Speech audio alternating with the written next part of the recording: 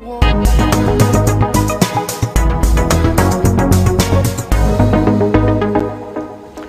el temps de l'entrevista parlem d'un llibre que acaba d'aparèixer. El seu autor és Rafael Moya Jover, advocat a Alcoyà, i este és el seu títol, España se rompe por el este. És l'obra que ja està a les llibreries. Senyor Moya, gràcies per acompanyar-nos. Voldria començar preguntant-li com li s'ocorreix portar a terme este assaig. Bueno, la historia podría ser un poco larga de contar, pero per resumir-la, y si em permitís, preferís hablar en castellà perquè m'expressaré més cómodo.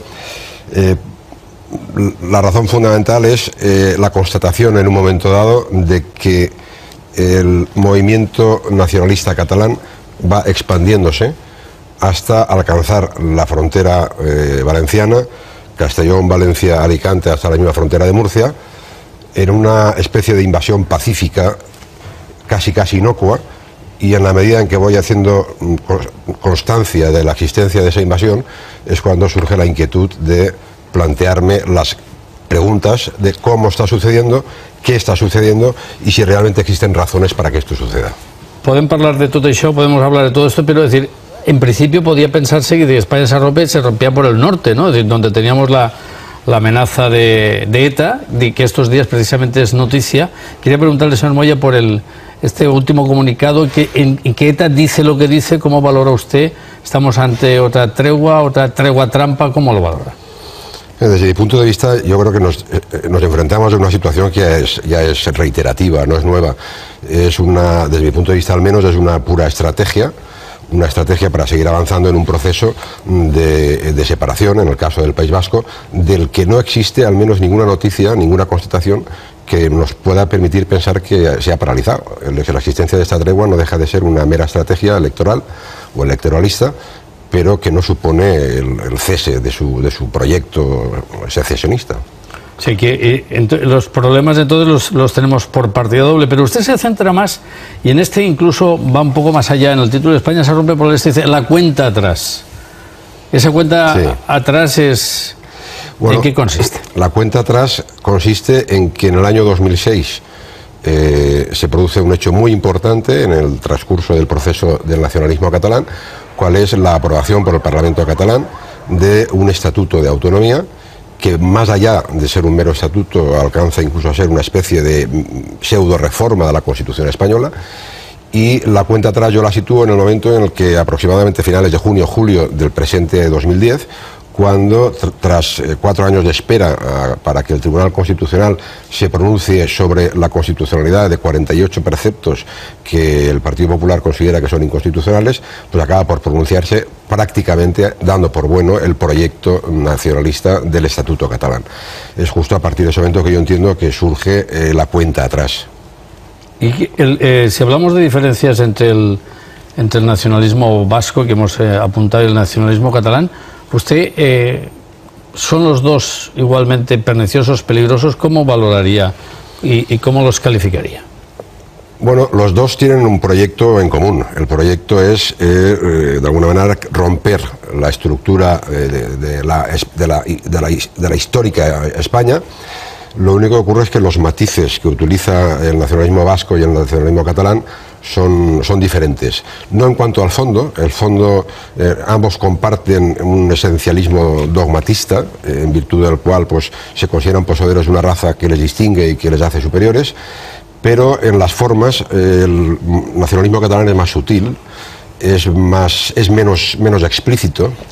Y de alguna manera, como reconocía un conocido político del nacionalismo catalán, el ala más extrema, el ala más radical del nacionalismo catalán aspira a aniquilar al contrario, al otro, al que considera contrario, mientras que el ala más radical del nacionalismo catalán solo aspira a una sutil invisibilidad, pero nunca aniquilar al contrario. O sea, a lo largo de este ensayo, de este libro, analiza cuál ha sido la evolución de este nacionalismo. Entonces demuestra, es decir, sé que es un libro que levantará ampollas, levantará polémicas, pero también es verdad que usted pone de manifiesto una serie de incongruencias o de mentiras que se dan en la historia. Es decir, por ejemplo, pues todo lo que tiene que ver con los símbolos por una parte y por otra parte la propia existencia de una nación catalana que la historia dice que no existe, ¿no? Según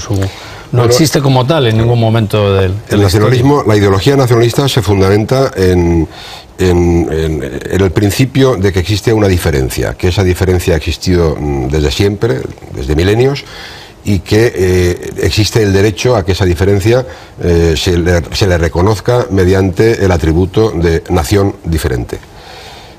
Esto planteado así, pues no plantea más que una disquisición desde el punto de vista pues, meramente ideológico, doctrinal.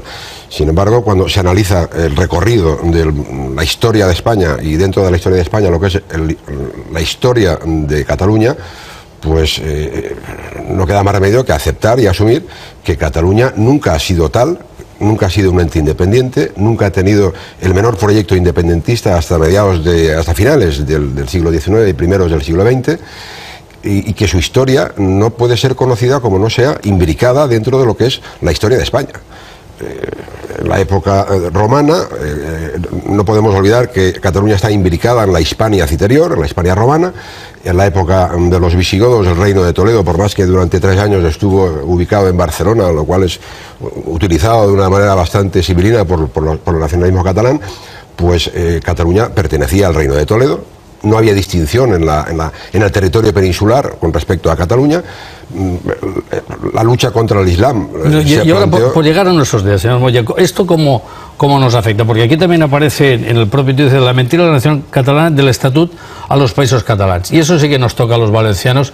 ¿Cómo nos afecta? Es decir, ¿qué peligros son los que usted advierte aquí en su ensayo? Fundamentalmente, el movimiento del nacionalismo hacia la Comunidad Valenciana se canaliza a través de 2 grandes fundamentos. El primero, la lengua, y el segundo, el territorio.